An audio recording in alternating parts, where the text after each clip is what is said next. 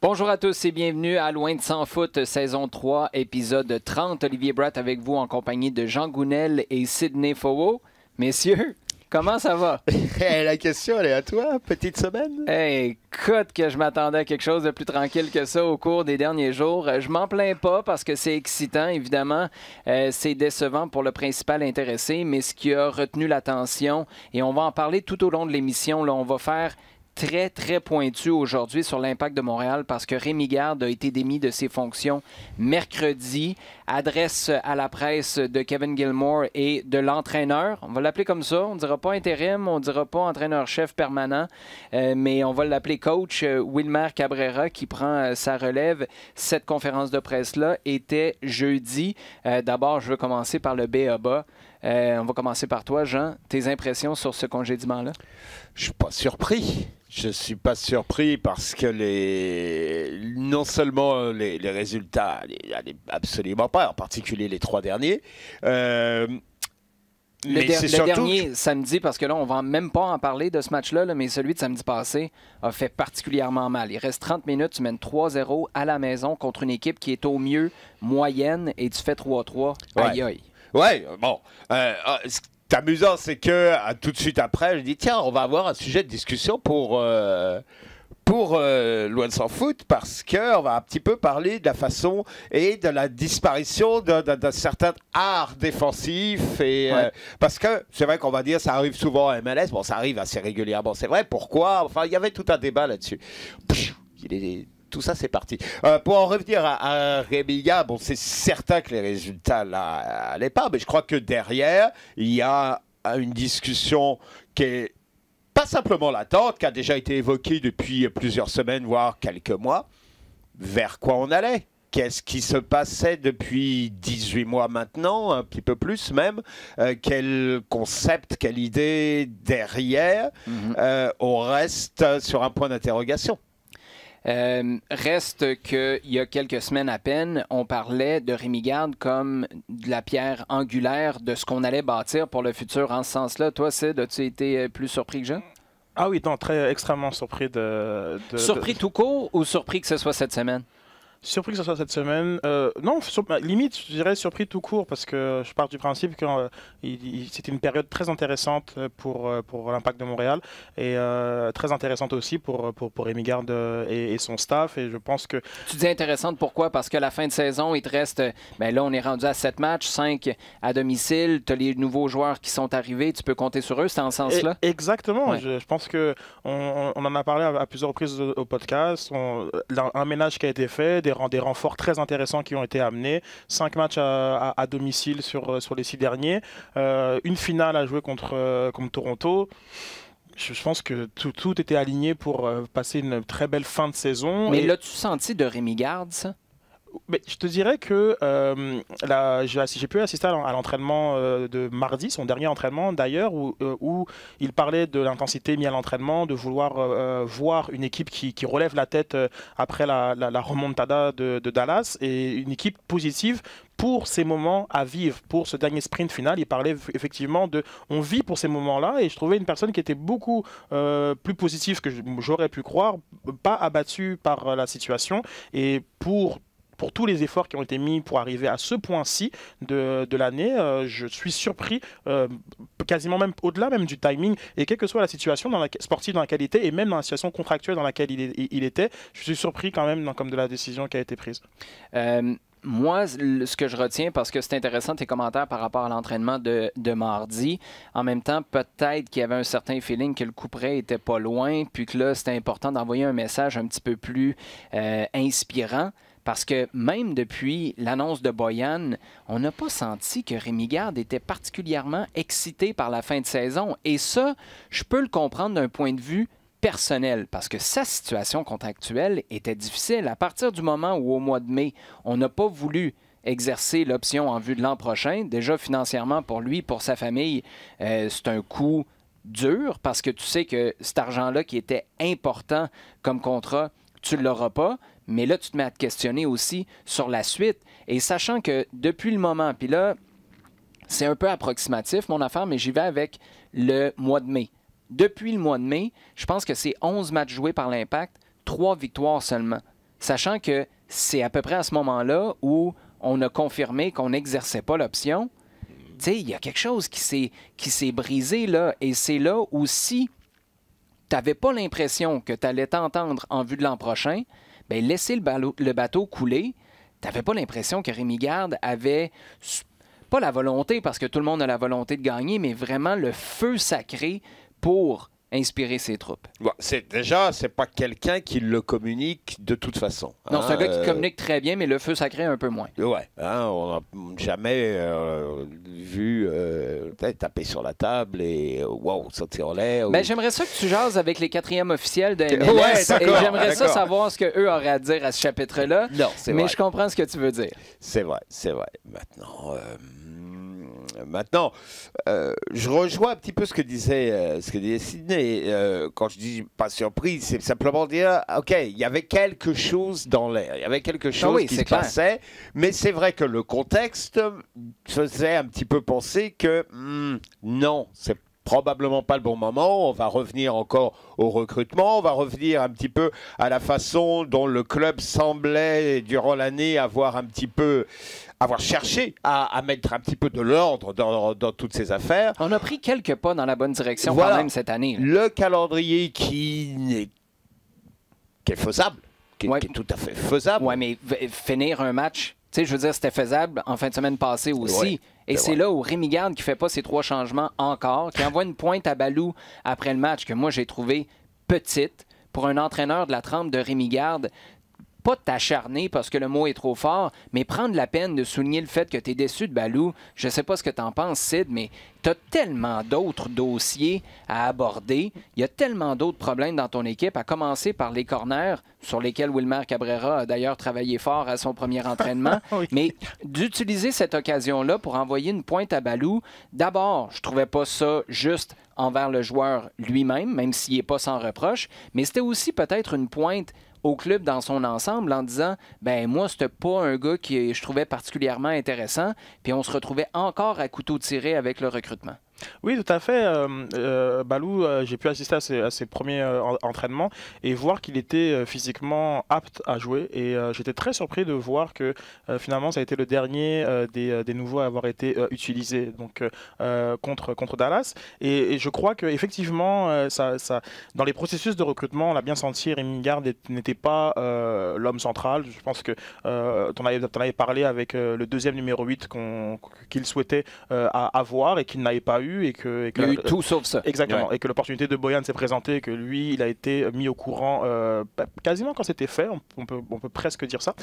Et donc, peut-être qu'il y a des façons un peu passives-agressives d'exprimer un désaccord avec la direction.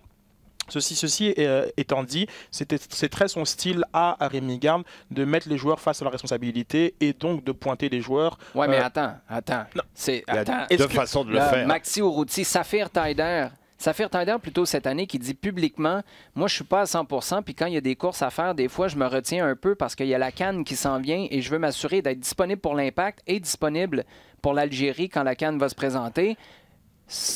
Tout à fait. Écoute, c'est 100 fois pire que pas faire un repli quand tu as 19 minutes dans le corps cette année. Là. Non, tout à fait d'accord. Simplement, on n'est pas si surpris de la part de Rémi Garde de pointer un joueur. Et en plus, ça, tu as tout à fait raison. Dans le profil de Balou, parce que je pense que s'il y a une tendance un petit peu à voir tactique, Rémi Garde a vraiment un problème avec ses ailiers qui ne replient pas ou des joueurs qui ont un profil qui est vraiment pas, qui est vraiment offensif, libre de créativité et qu'on peut aimer ou pas, comme Novillo ou Brownie. Très rapidement, Rémi Garde, lui, est très concerné par ce que tu fais à la défense plutôt que ce que tu apportes à l'attaque. Donc, ça vient dans un long historique de mettre les joueurs face à leur responsabilité, ce que Rémi Garde fait beaucoup et peut-être aussi dans ses discours, ne fait pas assez sa propre autocritique de son input sur les matchs. Les nombres de changements, par exemple, mais souvent plus comment lui contrôle un scénario de match. Parce qu'au-delà samedi, c'est un exemple absolument. parfait. Là, je pense que tu as totalement raison. C'est au-delà du nombre de changements, simplement de l'animation qu'il met en place sur le terrain. Parfois, on peut simplement faire changer de côté des joueurs, on peut renforcer le milieu de terrain, comme changer même avec l'effectif qui est présent. Et ça, Rémi Garde, l'autocritique il ne le faisait quasiment jamais durant les... Et la réponse, c'était un peu, ben moi, je suis comme ça. Oui, à la limite, c'est correct, mais c'est là où, quand tu es une organisation sportive, puis on va revenir à qui aurait dû prendre cette décision-là ou qui était équipé pour prendre cette décision-là, tu as des questions à te poser parce que tu te dis, attends, là, il y a des cartouches, puis là, le message que tu es en train d'envoyer à la direction, à la cellule de recrutement et à ton équipe, c'est, ben, j'ai rien sur le banc qui est capable de changer ce match-là. Oui. Et ça, en début, et tu disais tout à l'heure qu'il est capable d'envoyer des pointes comme ça ou une façon un petit peu passive-agressive. Moi, je trouvais ça intéressant dans les 6 premiers mois de son règne parce que je me disais, c'est parfait, Rémi Garde, il a la crédibilité pour envoyer des messages à la direction et de toute façon, tu le payes une fortune, il est dans les 6 premiers mois de son contrat. C'est le temps de jouer les gros bras avec Joey Saputo. Je mets ça gros en ce moment, là, mais tu sais, on sentait qu'il y avait peut-être un petit peu de tiraillement et c'était parfait de l'utiliser. Là, par contre, quand tu es en fin de contrat et que les négociations vont pas bien et que tu agis encore de la même manière à envoyer des pointes ou à pas utiliser tout le monde... que tu n'as rien à mettre sur la table, encore une fois, parce que tu arrives à... Qu'est-ce que tu veux dire en termes de résultats? Oui.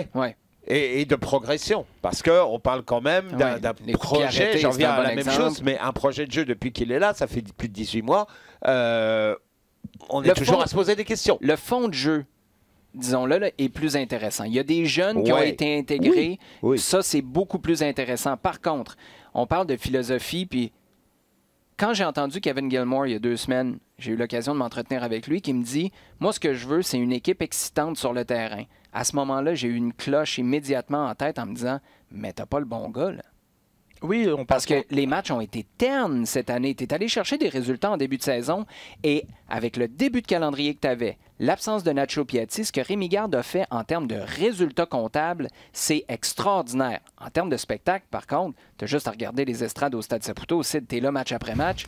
C'est pas plein, c'est même pas proche d'être plein et on peut le comprendre parce que c'est pas le meilleur divertissement en ville depuis le début de l'année. Non, puis il y a une lassitude assez nette chez les gens. Hein, et ça, on l'a senti partir un petit peu n'importe comment au cours de l'été. Et c'est pas juste attribuable à l'absence de Nacho Piatti. Moi, j'achète pas ça. Tu peux avoir une équipe excitante quand même. Il y en a quelques-uns des matchs où l'équipe est sortie pour jouer au Stade Saputo, puis on s'est dit, enfin, tu as une équipe qui a le goût de jouer au ballon, d'aller vers l'avant. Mais ça, tu l'as dit tantôt, Sid, avec son regard sur des gars comme Balou, Brownie, Novillo, ça doit rendre un gars comme Rémi Garde nerveux au possible. Une équipe qui se libère puis qui joue, parce que lui, ce qu'il a toujours en tête, c'est si on perd le ballon, il arrive quoi? Exactement. Puis on peut prendre un autre cas au concours. Je le mets aussi dans ce profil où il y a le carton jaune, par exemple, qui prend sur un tacle d'une violence inutile parce qu'il se fait pourrir par son coach sur ses replis et que tout d'un coup... je vais revenir. C'est ça, je ne pourrais pas me le reprocher. Le ballon, le gars, tout le monde dans les estrades. Et puis parfois, on le voit aussi sur... On serait quand même au courant, c'est dans le foot, tous les dribbles étaient des dribbles réussis. Lorsque gens comme la Palainen ou Okonko foncent et vont essayer de déjouer un joueur, mais parfois, une fois sur 2, ce qui est quasiment une bonne moyenne, c'est un dribble qui est raté, mais les réactions au niveau de la ligne de touche... de la ligne de touche. Oh là, t'as pas fait le jeu le plus safe derrière. Puis à l'inverse, dans les estrades, tout le monde est on est passé pas loin. Et c'est vrai que Rémi Garde est pragmatique. Je pense que tout ça, c'est aussi lié à une équipe qui était en dessous une équipe médiocre qu'il a ramassée, qu'il a essayé de construire au niveau d'une forme de solidité et d'une résilience défensive, et que tranquillement, alors que son équipe commence à se transformer vers plus de jeu, vers une plus grande confiance, lui a peut-être eu un petit peu de mal à accompagner ce changement-là, parce que de toute façon, l'Impact n'a même pas nécessairement les éléments pour assumer une identité défensive, comme pragmatique à la rigueur, mais défensive, c'est pas le cas. On l'a vu, l'Impact sera, en tout cas dans son identité de jeu, tant que Piatti sera là, une équipe de transition rapide, à l'aise en bloc bas et qui explose vers l'avant. C'est l'Impact, et c'est ça aussi que le public aime. On aime les voir courir sur 40 mètres, déjouer un joueur, tirer, et à la fin de la journée, que la possession ait été vers l'adversaire. Je veux dire, le public de Saputo, il s'en fiche de ça. Ce qu'il veut, c'est de ces moments d'excitation vers lesquels l'Impact, une fois qu'a fait un stop peut-être au niveau des 40 mètres, explose vers l'avant. Et Ouais, puis mais quand tu mais à ce moment-là- exploses vers Maxi Urruti, c'est un autre dossier, par Ouais, exemple. ça c'est autre chose. Mais à ce moment-là, tu dis ça et dans le même temps, tu as quelqu'un qui bride un petit peu la prise de responsabilité individuelle. C'est vrai ce que tu dis au sujet de dribble. Il est certain que si tu veux pas que les cas dribble, je pense qu'on va s'embêter pas mal, quoi. Non, mais ça revient au spectacle, puis ça fait partie du sport. Là. Lionel Messi, Cristiano Ronaldo sont adorés, puis là, je comprends que la comparaison Attends, est peut-être boiteuse, mais c'est des gars qui sont capables d'éliminer. C'est des gars qui ont des actions décisives dans un match. ouais. Mais maintenant, tu vois un match, je sais pas, un match Minnesota, qui était pas mal. La Ouais. défaite, bon, ouais, mais tu perds. Attendez. Alors, Ouais, qu'est-ce mais- que il y a eu quelque chose dans ce match-là. Oui, hein? mais tu peux pas mettre le frein à main. Je suis tout à fait d'accord avec toi, mais il est là le problème. T'en perds un, mais si, puis on va y revenir dans un instant, si tu as un directeur sportif qui dit « Inquiète-toi pas, je vois ce que tu as essayé de faire là, on s'en va dans cette direction-là, on continue parce qu'on les perdra pas tous, ces matchs-là où on essaye Ah, de ben. jouer. » Bien là, tout d'un coup, t'installes un climat de confiance à l'intérieur du club, puis tout le monde s'en va dans la même direction. Non, et là, on vient encore une fois à quelque chose d'assez récurrent. C'est ce fonctionnement par un coup et le fait qu'on a l'impression qu'un match incite un changement de cap. Regarde la défaite à Kansas City, qui a été suivie 3 matchs sans encaisser de but, Ouais. parce que d'un seul coup, tout le monde, et le message était no passaran. À partir de là, par contre, je pense que l'équipe s'est lassée un petit peu de faire que défendre. Puis les gars, ça doit être leur job, ils ont beau être bien payés, ils ont envie de jouer au ballon aussi. Oui, non, tout à fait. Puis pour revenir à ce que tu dis, c'est aussi les mandats de Rémi Garde qui étaient nombreux et parfois un peu contradictoires. On peut prendre par exemple cette fameuse équipe réserve qui est inexistante, mais en même temps on veut qu'il intègre des jeunes. Comment tu intègres des jeunes qui font un saut entre deux niveaux de jeu complètement opposés? Et puis lui, il est là au milieu à devoir structurer en tant que directeur du personnel des absences dans la structure de l'impact même.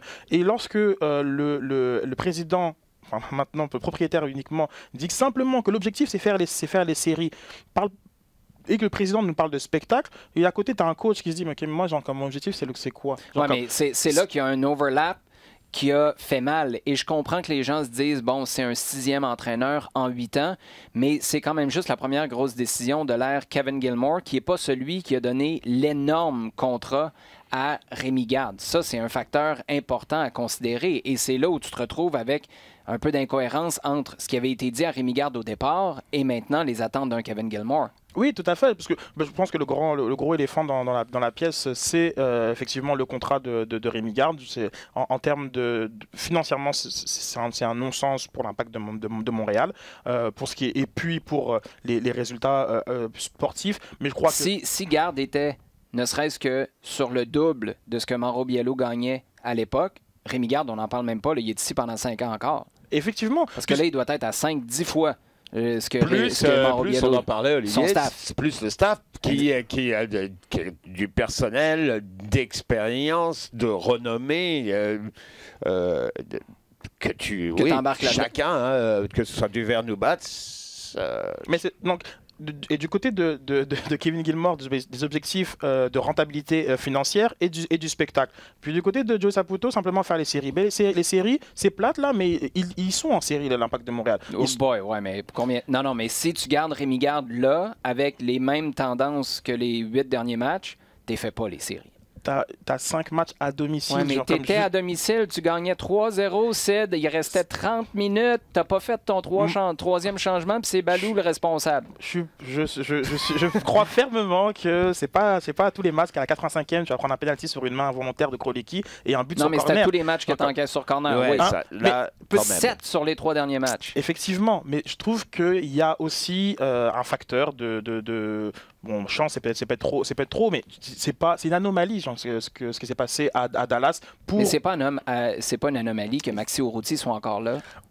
Tu sais, je veux dire, à un moment donné, c'est ça. Tu peux pas juste prendre ce match-là, mais moi, mon problème, c'est que c'était trop souvent des scénarios qu'on avait déjà vus. Quand tu as un truc, tu sais, tu parles d'une main avec quelques minutes à faire. À un moment donné, tu te dis, aïe, aïe, on n'a jamais pu voir venir ce scénario-là. on va donner un break en bon français à notre entraîneur parce que c'est pas souvent que ça arrive, voire la première fois. Mais là, quand c'est encore un scénario où tous les changements sont pas faits, encore un scénario où là, il manque de rigueur de la part d'un jeune ou d'un gars qui a moins d'expérience, alors que d'autres n'ont pas pris leur responsabilité. Tu sais, c'est pas souvent qu'on a entendu Zakaria Diallo est pas bon au marquage dans la surface de réparation. T'as-tu entendu ça cette année? Puis il était pas bon au marquage dans la surface de réparation. Mais il est parti, on ne l'a jamais envoyé sous l'autobus. Les changements n'ont pas été faits. On fait encore du travail. On ne fait pas de travail sur coup de pied arrêté. Wilmer Cabrera qui arrive et qui dit « J'ai l'impression que c'est la première fois qu'on travaille ça cette année. » C'est une pointe, à la limite, un peu cheap, mais c'est peut-être vrai aussi. Là. Je ne serais pas surpris, moi, que le feeling, ce soit ça à l'intérieur du groupe aussi. Et c'est là où Rémi Garde a donné, à mon sens, trop de munitions à la direction pour qu'on prenne une décision comme celle-là.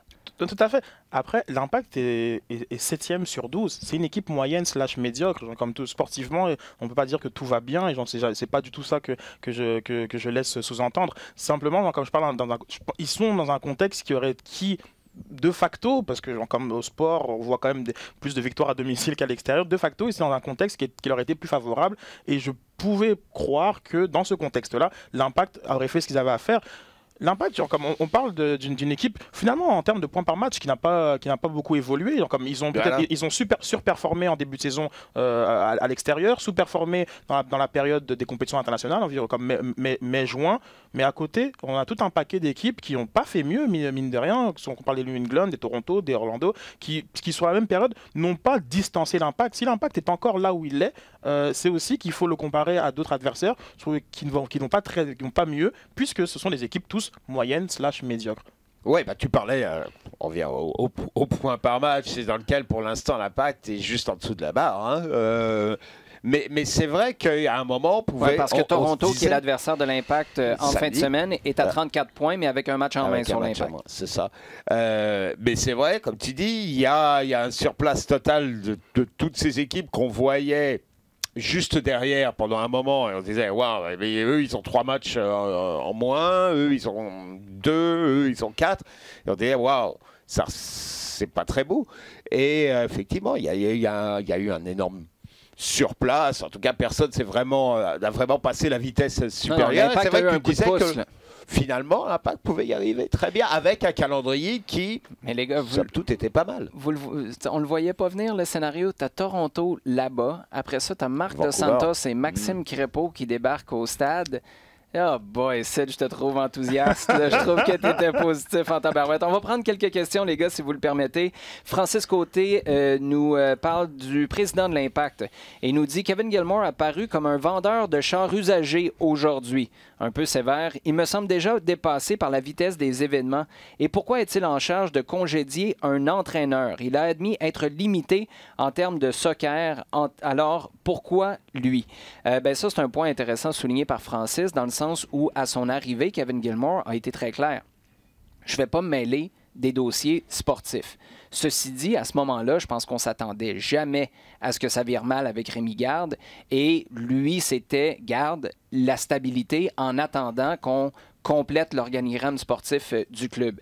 Maintenant, en termes de prestations, on peut l'appeler comme ça. Je sais que tu as lancé la question sur les médias sociaux, Sid, hier, après la conférence de presse. Qu'est-ce que tu en as pensé de Kevin Gilmour? Beaucoup de choses en fait, j'en ai pensé beaucoup de choses au sujet de, je trouve que l'évaluation est quand même assez sévère de notre auditeur, mais c'est vrai que... Après tout, c'est un congédiement, là. Je veux dire, oui, voilà. Tu vas pas te présenter là avec des crécelles puis des pompons. Là. Exactement, et puis...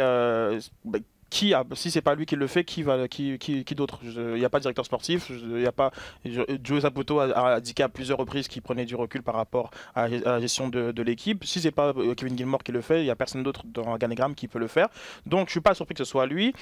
Maintenant, sur l'aspect sportif, bon, ça prend pas quand même des grandes connaissances dans le monde du foot pour voir que sportivement ça va pas au niveau de l'Impact. Ils sont une victoire sur ces 6 derniers matchs. Ils sont dans une séquence qui est quand même assez terrible. Donc, simplement, sportivement, il est capable de faire cette évaluation. Là où peut-être, moi, personnellement, je suis en désaccord, c'est quand je parle du contexte des renforts et des matchs à domicile. Peut-être que j'aurais une croyance plus grande en la capacité de Rémi Garde de... le contexte de la fin de saison, toi, mais c'est ça. Donc pour toi, était important à considérer. Exactement. Mais globalement, Kevin Gilmore, il regarde ça, et puis c'est pas difficile pour lui d'arriver à cette conclusion-là. Et puis si on met en facteur l'aspect financier, parce que c'est parce que je pense qu'on pourrait parler pendant très longtemps du sportif, mais l'aspect financier, l'impact ne peut pas. Et je pense d'ailleurs que ça me fait penser un peu à notre débat sur Piatti, où moi je suis très sur le sportif et je dis il nous faut Piatti, puis toi sur le financier aussi, mais on ne peut pas avoir Piatti. Et à ce moment-ci, pour Kevin Gilmore, il regarde ce staff-là et il se dit mais j'ai besoin de chercher de l'argent pour développer cette équipe, ce club, cette structure, je ne peux pas me permettre d'avoir ce staff-là. C'était complètement... À la base, là, ce qu'on oublie, là, c'est que tu avais un gros problème quand Mauro Biello est parti. Tu as garoché Mauro Biello en dessous de l'autobus. Tu n'avais pas vraiment de directeur technique parce qu'Adam Braz était là en titre, mais effectivement, dans les pouvoirs, ça ne revenait pas dans sa cour. Tu avais un Nick DeSantis qui avait encore un certain rôle à jouer, comme c'est toujours le cas, même si ça s'est précisé en termes de recrutement depuis ce temps-là. Mais publiquement, tu ne pouvais pas lui donner des responsabilités. Donc là, tu étais mal pris. Tu as Joey Saputo qui prend les choses en main et qui dit « Moi, je vais vous le montrer » et qui, en gros, fait une chose. Garrocher de l'argent à un problème en se disant « Je vais aller chercher un gars, je vais lui donner les clés de la maison, puis lui, il va être capable de régler tous nos problèmes. Il va être notre porte-parole, il est francophone, il va être notre crédibilité, il va être celui qui va organiser notre identité, notre philosophie de jeu. Il va être capable de recruter. Tiens, v'là l'argent, let's go, mon Rémi. » Mais le problème, c'est qu'on a donné l'argent qui aurait dû servir à créer la structure au grand complet. On a voulu un gars qui soit la solution facile, puis à l'Impact, depuis trop longtemps. Là. Puis là, je dépasse l'ère MLS parce qu'à l'époque, en NASL, c'était la même chose. Milieu de saison, tiens, on change l'équipe au complet parce que ça ne fonctionne pas.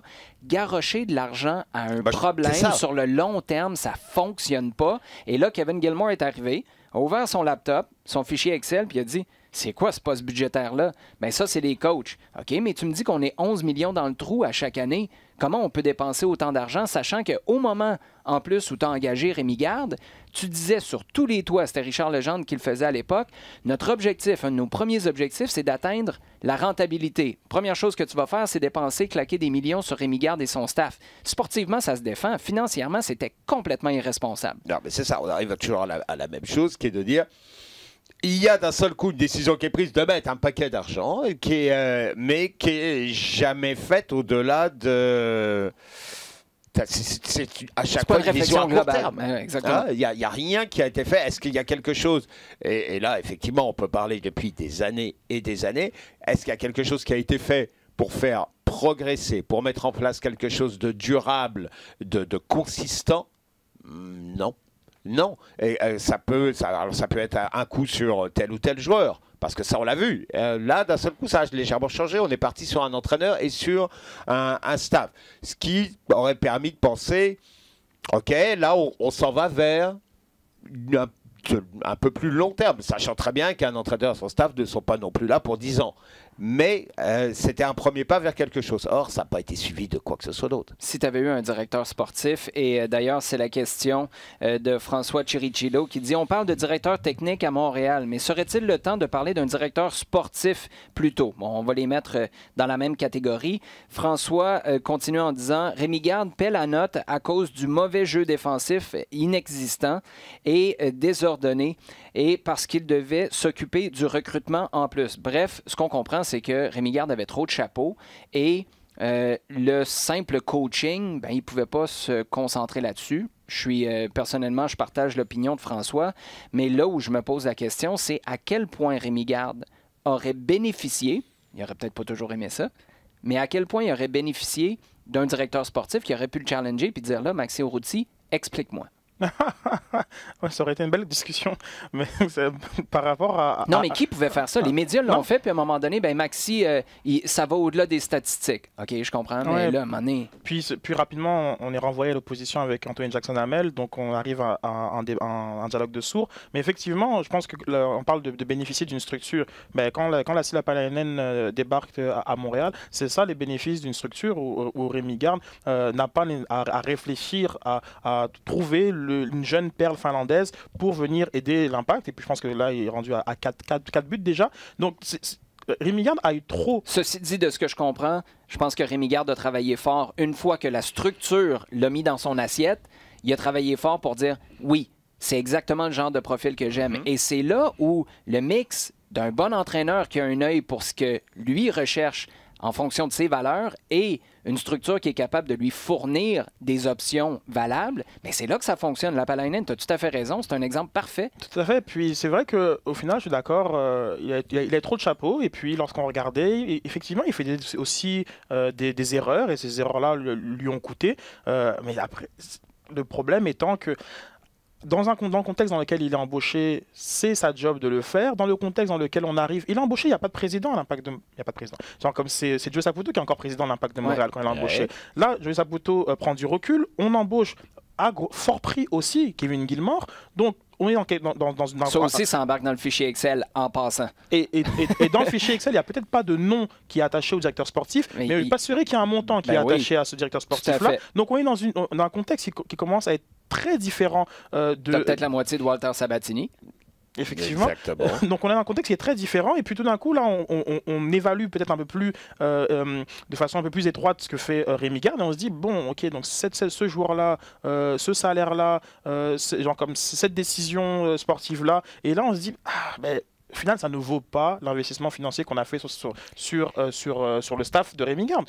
Robert, mais les choses un petit peu là, dans un certain ordre. J'ai l'impression que tu es sur le bord de nous recadrer. Non, pas du tout. Pas du tout. Mais c'est une question de réflexion. Tu embauches Rémi Garde. Tu lui donnes pas mal carte blanche, en tout cas. Tu le laisses avancer loin dans son projet.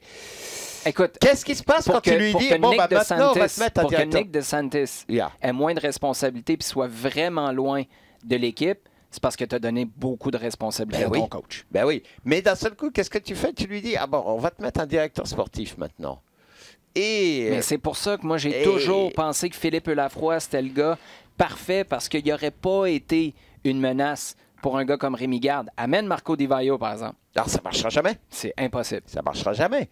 Ça ne marchera jamais parce que... Et je comprends, même si Rémi Garde n'est pas non plus et ça va pas être non plus, c'est pas monsieur tout sourire et il va dire oui, ok, il n'y a pas de problème. Et je comprends. Mais je comprends clairement que tu lui amènes quelqu'un comme Di Vaio, ça ne marchera jamais. Ça ne marchera jamais. La première chose qu'il va faire, c'est aller voir Kevin Gilmore, lui dire stop, on arrête tout de suite parce que... Là, moi, j'ai ma valise et puis c'est des conditions que j'accepte pas. Bon, il est clair aussi que ce fameux directeur sportif, parce qu'on va y revenir quand même à chaque fois. D'ici la fin de l'année, là, parce que c'est le nouvel échéancier. C'est très clairement, là, ça se dessine assez nettement, c'est très clairement après le départ de Moreau que ça aurait dû venir sur la table. Ben oui. C'était la priorité à ce moment-là. À la limite, moi, je te dirais que tu aurais dû garder Moreau une saison de plus, mieux recruter, dépenser un peu d'argent pour ton effectif, chose que tu as absolument refusé de faire à la dernière année de Moreau, trouver un directeur sportif qui allait le permettre de l'encadrer, puis à la limite, un directeur sportif qui allait pouvoir prendre l'équipe après, que ce soit par intérim ou autre, mais c'est là où tu devais créer une structure avant d'aller chercher un gars comme Rémi Garde. Tu as carrément mis la charrue avant les bœufs. Bien sûr, parce qu'il arrive là, qu'est-ce que tu peux faire? On vient à la même chose, on dit, mais Rémi, on va mettre maintenant quelqu'un pour... Comment il va le prendre? Pour te brider, pour limiter, tes choix ou tes prises de décision. C'est certain que ça passera pas. Tu es en train de me dire que les coachs n'aiment pas ça, le challenge? Non, mais attends, tu vois que la problématique, elle existe dans des clubs beaucoup plus gros et où les égos sont beaucoup plus structurés, où les égos sont encore plus susceptibles. Oui. C'est certain que ça va arriver ici. Je vais revenir sur tes propos, Olivier. Donc, Joe Saputo, à ce moment-ci, va avec la solution facile de penser, bon, Mauro Biello est un coach inexpérimenté, donc on va aller avec un coach qui a quand même un peu plus de bagages et puis tout va bien aller. Puisque ce coach qui a un peu plus de bagages, il arrive et finalement il finit par lui dire écoute, on n'a pas d'équipe réserve, on n'a pas de cellule de recrutement, il n'y a pas de directeur sportif, tu peux pas être président de deux clubs en même temps.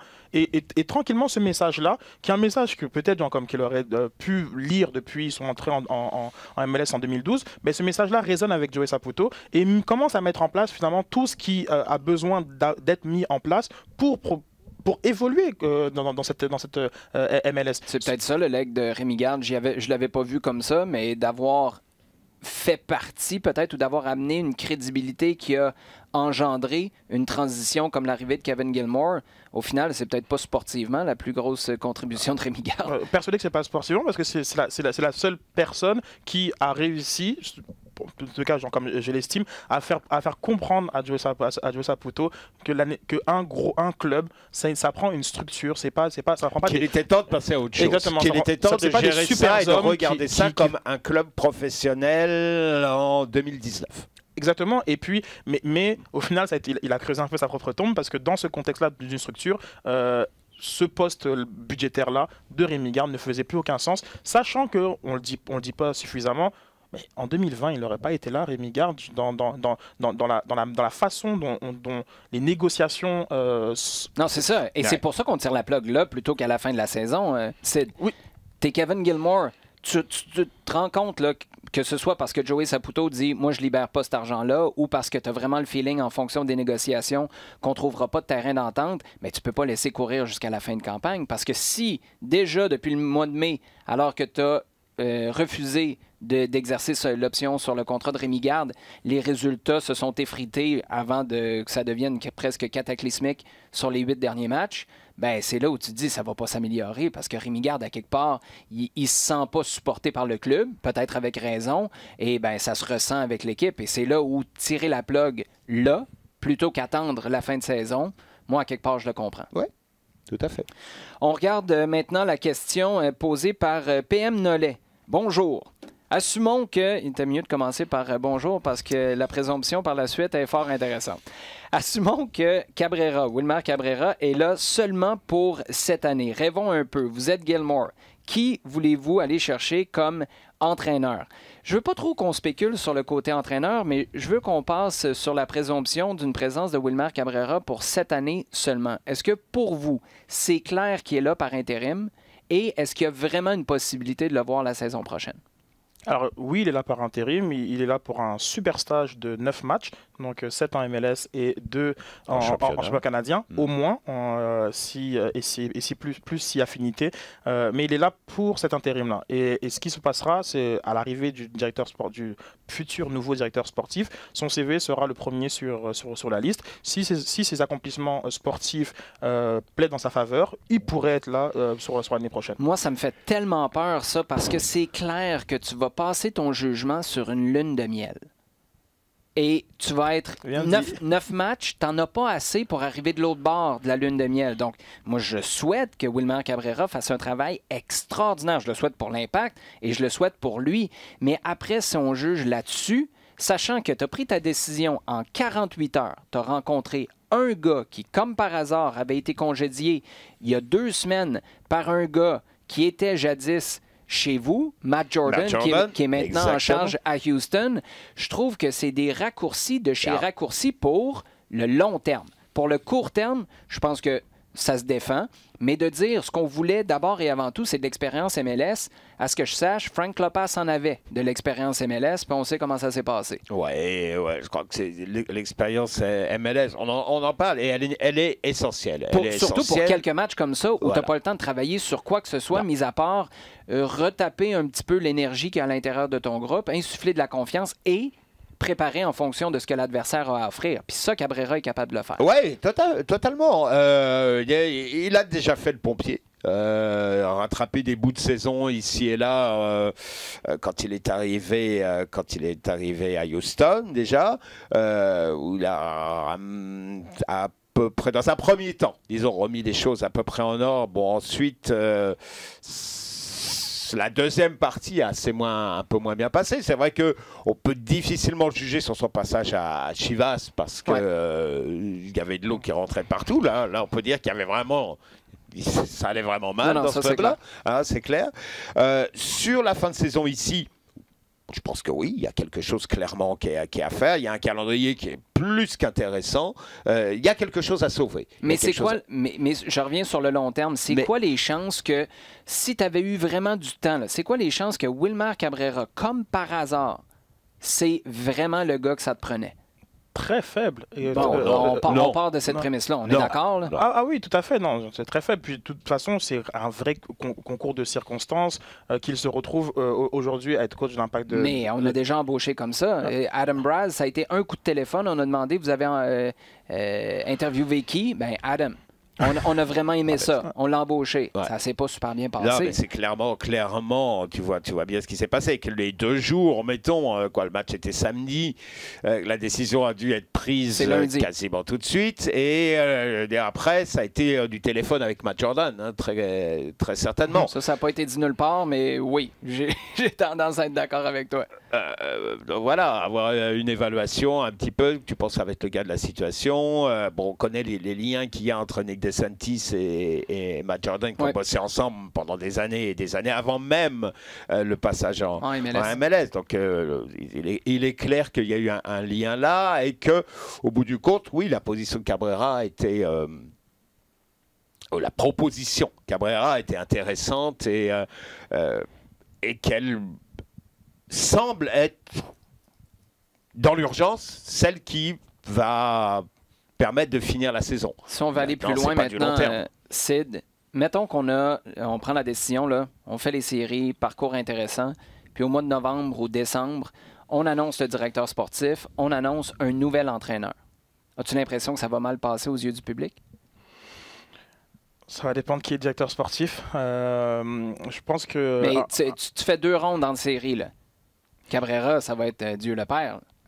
Oui, c'est possible, mais en même temps, peut-être que dans l'annonce, peut-être qu'un directeur sportif pourrait venir avec son coach. Je pense qu'on prend l'exemple de Lyon où Juninho est arrivé avec Silvinho, donc c'est un binôme et cette cohérence-là en termes de technique permet en fait à Jean-Michel Aulas de dire bah, écoutez, voilà, ça c'est le package que je vous propose. Mais tu n'as pas l'étiquette de la porte tournante à Lyon comme tu l'as à Montréal pour les coachs. Non.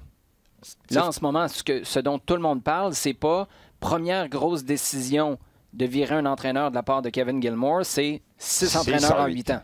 Ouais. Oui, non, mais il vient dans il est très dans la culture club, Kevin Gilmore, en faisant ça. Mais simplement pour dire que quand je dis que ça dépend du directeur sportif, ça va dépendre de comment c'est amené, de la cohérence dans le discours et dans les actes. Et que s'il arrive, il pourrait justifier Wilmer Cabrera, ce que je doute. Parce que je pense que Wilmer Cabrera, pour être considéré, c'est les finales. Enfin, c'est d'une part remporter les championnats canadiens et après les finales du côté de la MLS. Il faudrait vraiment... Attends. Finale de l'Est ou finale de la MLS Cup? Non, de l'Est. OK. On va te donner un break. Mais pour être considéré, parce que c'est tellement une candidature champ gauche qui, oui, à part l'expérience MLS, qui n'est pas non plus une si grande expérience MLS que ça, donc, comme, il n'y a pas grand-chose comme qui plaît dans... Il n'est pas très Montréal, là, déjà, à la base. Je veux dire, je le sais, puis moi, je ne veux pas toujours revenir avec le fait francophone parce que, à la limite, Jesse Marsh avait réussi à faire d'énormes progrès en français en un très court laps de temps, mais Cabrera, c'est pas parce que c'était le fit parfait pour Montréal, c'est parce que c'était le fit parfait pour Montréal, là, sachant que tu avais à départir, exactement, que tu avais à départir de Rémi Garde. Dans une perspective d'un contrat à long terme d'un coach qui incarnerait la continuité de l'identité de l'Impact de Montréal insufflée par le directeur sportif, quel que soit son parcours, j'ai du mal à penser que Cabrera sera l'homme de la situation pour le futur. Directeur sportif, les gars, le temps file, mais je veux vous entendre là-dessus. Si c'est un Européen, puis là, moi, je reviens toujours avec Philippe Lafroy comme candidat idéal en termes de qualité-prix, connaître la maison, connaître la MLS, connaître aussi la réalité en Europe, être capable de gérer un budget et faire beaucoup avec peu. Mais si ça avait été un candidat sérieux, je présume qu'on aurait avancé là-dessus depuis longtemps, puis ça ferait pas déjà 2 mois qu'on a annoncé l'arrivée d'un directeur sportif et il n'y a toujours personne.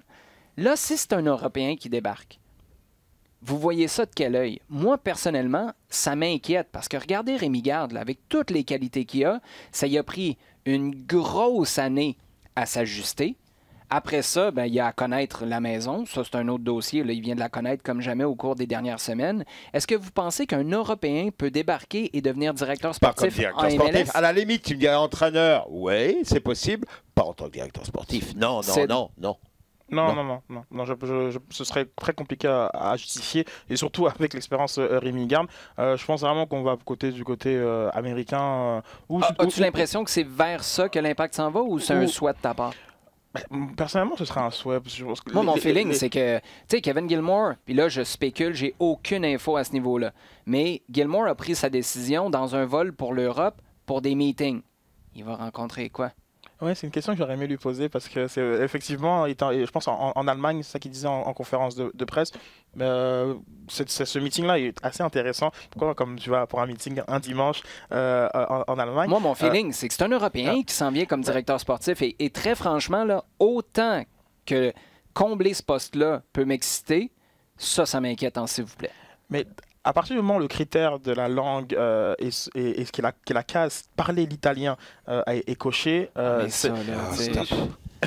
Écoute, sors un Rosetta Stone, là, quelque chose. Mais ça limite vraiment le genre le profil du futur directeur sportif. Mais explique-moi pourquoi les Italiens n'ont pas besoin de parler anglais, eux autres.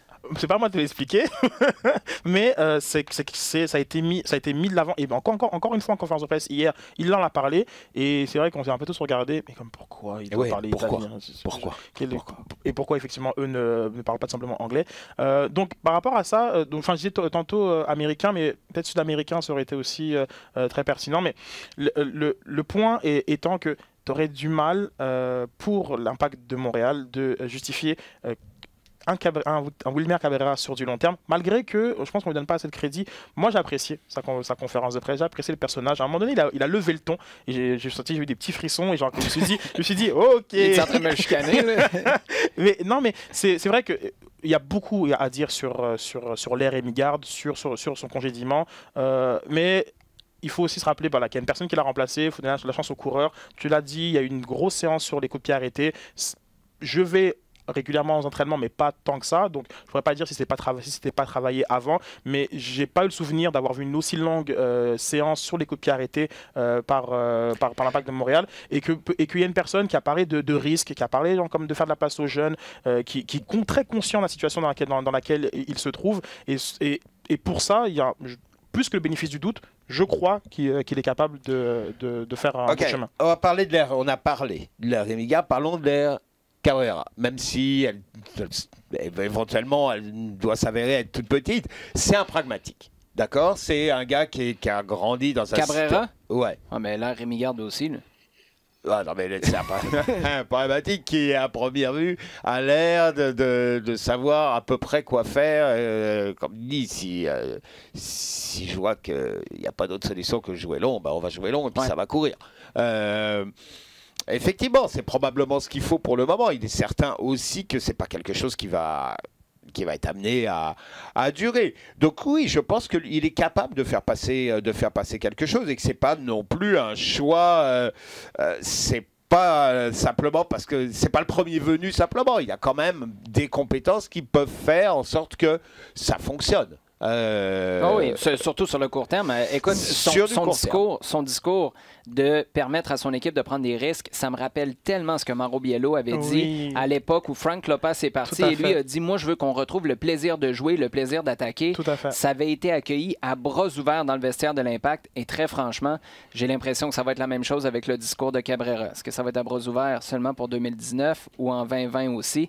Ben ça, on aura le temps d'en discuter, les gars. Merci beaucoup, messieurs. La semaine passée, je vais vous avouer que je ne m'attendais pas à ce genre d'émission-là cette semaine, mais ça a été fort appréciable. Merci à vous pour les questions que vous nous avez posées sur Twitter. Vous pouvez continuer à le faire tout au long de la semaine avec le hashtag LDSF.